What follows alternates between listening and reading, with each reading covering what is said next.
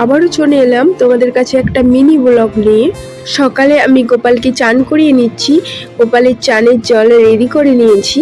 গোপালের চানের জল রেডি করতে বন্ধুরা বিশেষ কিছু লাগে না, একটু আতর, গোপালের পছন্দ মতো চন্দনের বা মোরগ ফুলের আতর দিতে পারো তোমরা। একটু আতর, একটু গঙ্গা জল, একটু গোলাপ জল আর কিছুটা ফুল, একটা তুলসী পাতা দিয়ে আমি গোপালের জলটা রেডি করে নিয়েছিলাম। এদিকে গোপালের জামা কাপড়ও পরানো হয়ে গেছে, গোপালকে আজকে ভোগ দিয়েছি, নাশপাতি কেটে দিয়েছি, এদিকে আরতিও করে নিচ্ছি, তারপরে আদার্স কাজকর্ম করব। সবাইকে জানাই রাধে রাধে। আমার গোপালের পরিচর্যা করতে খুব ভালো লাগে। তোমাদের কে কে কার বাড়িতে গোপাল আছো আমাকে একটু প্লিজ কমেন্টে জানিও, আমার খুব ভালো লাগবে। গোপালের যখন সেবা করা হয় মনটা পুরো পরিতৃপ্ত হয়ে যায়। আমার গোপালের মুখটা দেখলেই তো আমার খুব মনটা ভরে যায়, সারাদিন কাজ করার মোটিভেটও পাওয়া যায়। আমার তো খুব ভালো লাগে। তোমাদের কার কার এরকম মনে হয় জানি না, কিন্তু আমার গোপাল আছে আমার বাড়িতে, সারাদিন ঘুরে বেড়ায় এবং আমার সাথেই থাকে, সেটা কিন্তু আমার মনে হয়। এইদিকে মশলাটা বেটে নিয়েছি আমি মিক্সিতে।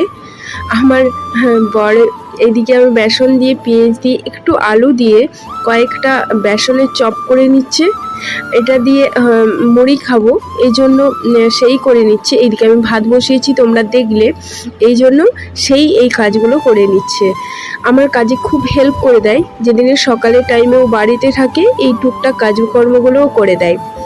এদিকে আমি একটা শোল মাছ পেয়েছিলাম, আমাদের মানে নদীতে ধরা হয়েছিল, আমার শ্বশুরমশাই ধরে এনেছিল, সেই শোল মাছটাই ভাজা করে নিয়েছি।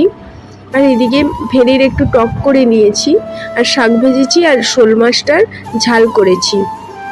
আমার বেটার জন্য একটা শোল মাছ রেখেও দিয়েছি, তোমরা দেখতে পেলে। এই হলো শোল মাছের ঝোল করেছি, হালকা ঝাল ঝাল ঝোল ঝোল ওইভাবে করে নিয়েছি।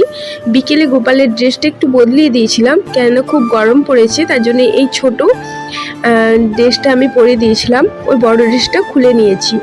এই জন্য এই সাজসজ্জা পরলে ওরও তো একটু গরম লাগে না, ও আমার ছেলে হিসাবেই আমি ওকে সেবা করি। এই জন্য ও যেগুলো আমার মনে হয় যে আমার ছেলের গরম লাগলে হয়তো ওরও গরম লাগতে পারে, ওর একটা ছোট পাখাও আছে, ওর কাছে সেটা দেওয়া হয়।